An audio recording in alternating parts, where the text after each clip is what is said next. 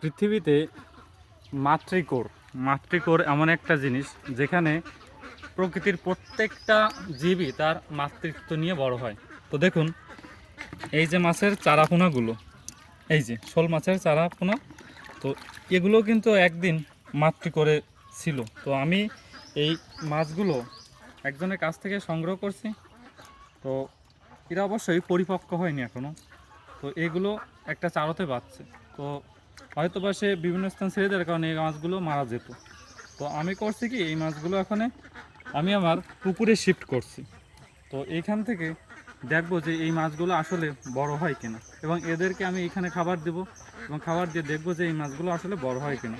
মূলত এই ভিডিওটা একটা সচেতনতামূলক ভিডিও করার জন্য আমি এখানে আসছি যে যারা এরকম মাছের পোনা থেকে বড় মাছ মারেন, তো মারার পরে এই বাচ্চাগুলো আসলে অনাথ হয়ে যায়।